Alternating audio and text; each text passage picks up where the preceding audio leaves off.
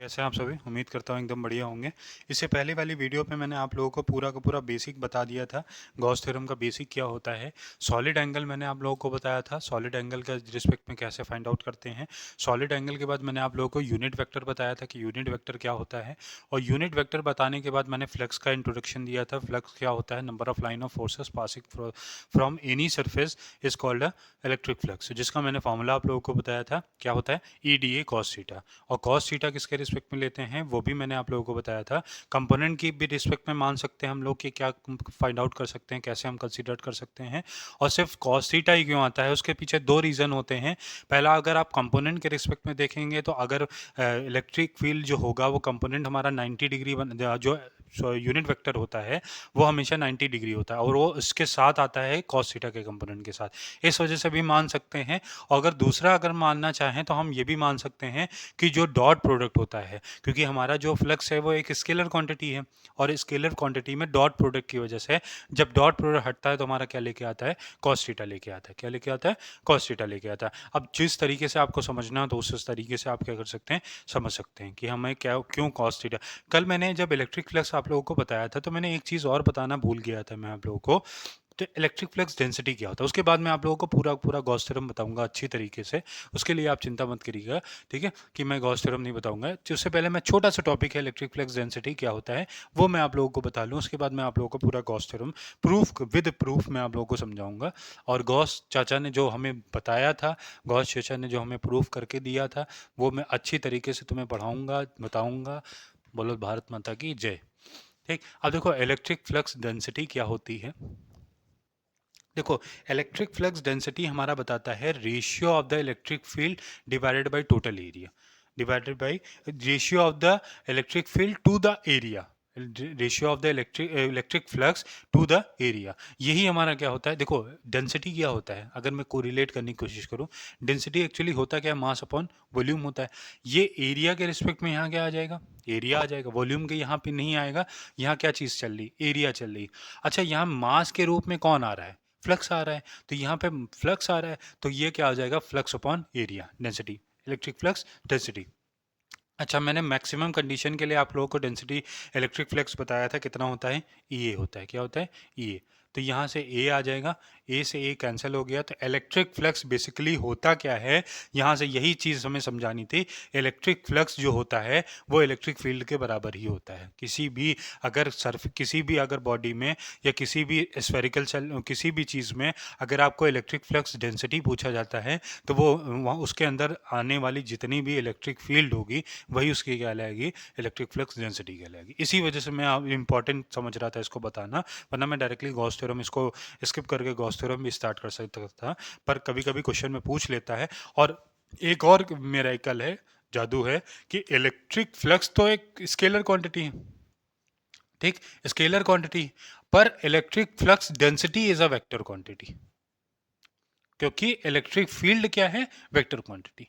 याद रखना, electric flux is a scalar quantity but electric field density is a vector quantity, क्योंकि ये किसके बराबर आ गई, इलेक्ट्रिक फील्ड के बराबर आ गई। और इलेक्ट्रिक फील्ड हमारा कौन सी क्वांटिटी होती है, वेक्टर क्वांटिटी, क्योंकि इस पर मैग्नीट्यूड भी होता है और डायरेक्शन भी होता है। ठीक, ये छोटी सी बात थी जो मैंने आप लोगों को बता दी।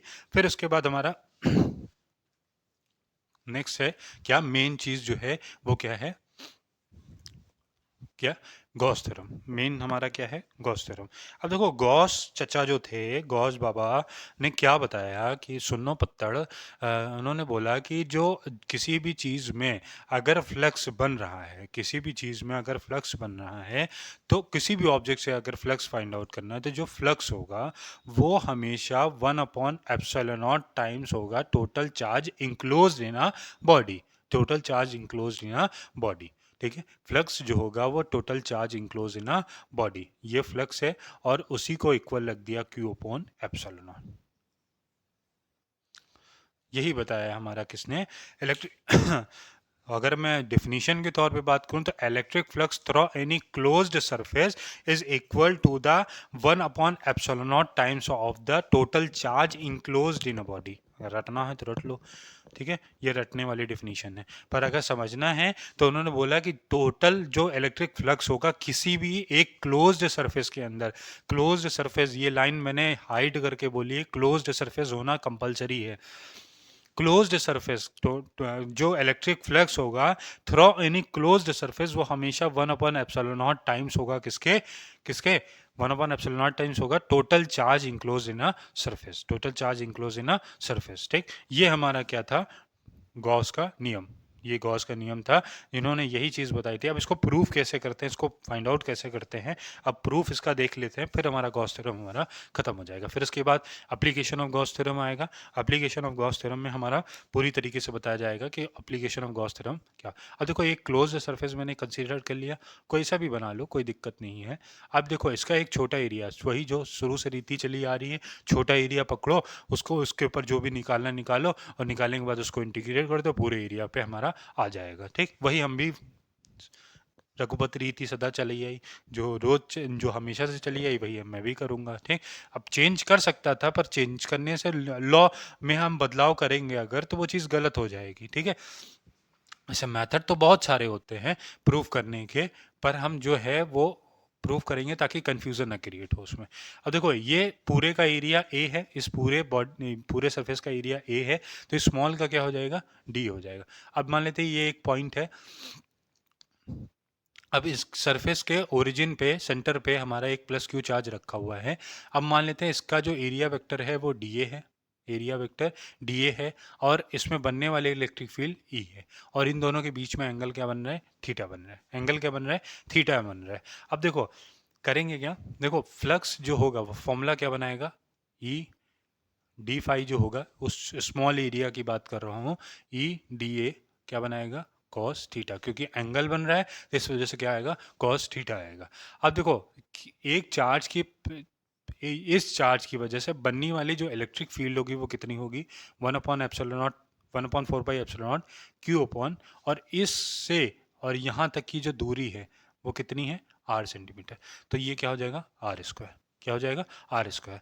अब देखो यही इलेक्ट्रिक फील्ड की वैल्यू ये मैं यहाँ पुट कर दूँ, D phi is equal to 1, यहाँ पे क्यू अपॉन 4πε0, 4πε0, और यहाँ क्या बचा, D A cos theta, D A cos theta, और डिवाइड में क्या आ जाएगा, R square, D A cos theta upon are square. ठीक, अब उसके बाद क्या करना है, दोनों तरफ हमें क्या कर देना, क्लोज्ड इंटीग्रेशन करना है। क्या करना है, दोनों तरफ क्लोज्ड इंटीग्रेशन, दोनों तरफ लगा दो क्लोज्ड इंटीग्रेशन, क्योंकि क्लोज्ड सरफेस था इस वजह से इंटीग्रेशन कैसा होगा, क्लोज्ड इंटीग्रेशन होगा, q upon 4πε0 d A cos theta upon are square. अब देखो ये इंटीग्रेट होगा तो क्या आ जाएगा, फाई ई आ जाएगा। इस पूरे बॉडी का, इस पूरे का इंटीग्रेशन हो नहीं सकता क्योंकि चार्ज भी नहीं बदला जा सकता, 4πε0 तो वैसे भी नहीं बदला जा सकता, तो इस वजह से ये पूरी चीज़ क्या हो जाएगी, कांस्टेंट हो जाएगी। तो ये पूरी की पूरी क्या आ जाएगी, बाहर आ जाएगी। अब करना क्या है, integration D A cos theta, D A cos theta upon R square. मैंने अभी इससे पहले, मैं इसके पहले वाली वीडियो में मैंने बताया था कि जो डी ओमेगा होता है वो किसके बराबर होता है, D A cos theta upon are square के बराबर होता है। किसके बराबर होता है, D A cos theta upon are square. तो अब क्लोज इंटीग्रेशन किसका होगा, डी ओमेगा का होगा, किसका होगा, डी ओमेगा का होगा। अब यहाँ पे अगर मैं फिर से निकालूं तो डी ओमेगा का इंटीग्रल फॉर्म किसके बराबर होता है, ये भी मैंने आप लोगों को बताया था कि डी ओमेगा का इंटीग्रल जो फॉर्म होगा वो किसके बराबर होगा, 4π के बराबर होगा। किसके बराबर होगा, 4π के। तो क्यू अपॉन 4πε0, यहाँ क्या आ जाएगा, 4π, 4π से 4π क्या हो जाएगा, कैंसिल हो जाएगा, तो ये बचेगा कि हमारा क्यू अपॉन एप्सिलॉन। तो यहाँ से निकल के आया कि जो फ्लक्स है वो हमारा किसके बराबर हो गया, क्यू अपॉन एप्सिलॉन टाइम्स के। फ्लक्स जो है, इलेक्ट्रिक फ्लक्स जो है, जो लाइन ऑफ फोर्सेस हैं वो किसके बराबर होगी, क्यू अपॉन एप्सिलॉन, या total charge enclose in a body is 1/ε0 times. ठीक है, उस बॉडी में जितना भी चार्ज है वो चार्ज का जितना भी आएगा वो 1/ε0 टाइम्स के बराबर होगा। अगर मान लेते हैं इसी बॉडी के अंदर बहुत सारे चार्जेस हैं, यहाँ तो सिर्फ एक चार्ज रखा हुआ प्लस क्यू, अगर इसी में बहुत सारे चार्जेस रखे हुए हैं तब क्या करेंगे, तो हम 1/ε0 को कॉमन ले सकते हैं, तो फाई के जो डिस्टेंस आएगी 1/ε0 बाहर आ जाएगा। यहाँ पे जितने भी मान सकते हैं Q1 Q2 Q3 जिस डैश डैश करके हमारा किस में आ जाएगा, QN तक चला जाएगा। ठीक, ये हमारा अगर कई n नंबर ऑफ चार्जेस अगर बॉडी के अंदर रखे हुए हैं तो हम कैसे फाइंड आउट करेंगे, q E is equals to 1/एप्सिलॉन Q1 plus Q2 plus Q3, इसी तरह जितने भी चार्जेस हमारी बॉडी के अंदर रखे होंगे वो सारे के सारे हम क्या कर लेंगे, ऐड कर लेंगे। ठीक, ये हमारा क्या बेसिक सा इंट्रोडक्शन, बेसिक था हमारा कूलम्स लॉ का, जो मैंने आप लोगों को प्रूफ करके दे दिया कि कूलम्स लॉ बना कैसे। ठीक, ठीक है, ये हमारा बेसिक इसका था, कूलम्स लॉ का था। अच्छा, कूलम्स लॉ के दो तीन हमारा दो कह सकते हैं कि इसको प्रूफ करने के लिए दो तीन कंडीशन जो दी गई हैं वो आप लोगों को ज़रूर याद रखनी। सबसे पहली कंडीशन मैंने शुरू में ही बताया था कि सरफेस कैसा होना चाहिए, क्लोज्ड सरफेस होना चाहिए। जब तक क्लोज्ड सरफेस कंसीडर नहीं करेंगे हमारा गॉस थ्योरम प्रूफ नहीं होगा। दूसरी चीज़ हमारा अगर बात करें, हमारा जो इसका एंगल होगा वो हमेशा कितना कंसीडर किया जाएगा, डी ओमेगा कंसीडर किया जाएगा। ये भी याद रखना, ये जो एंगल होगा वो हमेशा किसका होगा, किसके, सॉलिड एंगल जो होगा वो डी ओमेगा होगा। और इलेक्ट्रिक फील्ड और डी ए के बीच में बनना चाहिए क्या, एंगल जो होगा थीटा। ठीक, जो एंगल होगा वो क्या होगा, थीटा होगा। और ये जो है वो हेल्ड होना चाहिए किसके अंदर, इलेक्ट्रिक फील्ड के अंदर हेल्ड होना चाहिए। ये दो तीन कंडीशन है जो गॉस थ्योरम के लिए सेटिस्फाई करनी चाहिए, तभी हमारा गॉस थ्योरम प्रूफ होगा, वरना गॉस थ्योरम नहीं प्रूफ हो पाएगा। और सबसे इंपॉर्टेंट इसमें जो है वो है हमारा क्या, हमारा जो इसके बीच में जो है क्या अभी बताया, क्लोज्ड सरफेस होना चाहिए। सबसे इंपॉर्टेंट हमारा है इसके अंदर क्लोज्ड सरफेस होना चाहिए। ठीक है, और यहाँ तक की वीडियो आप लोगों को पूरी तरीके से मैंने बता दिया कि गॉस थ्योरम का प्रूफ क्या होता है, गॉस थ्योरम कैसे किया जाता है हमारा, और उसका जो पूरा इंट्रोडक्शन है उसके बारे में हमने आपको बताया। और जो हमारा प्रूफ निकल के आया है वो Q is equals to Q upon epsilon naught निकल गया है। ठीक है, अगर वीडियो पसंद आई तो लाइक करके जाइएगा, चैनल को सब्सक्राइब करके जाइएगा। Thank you so much.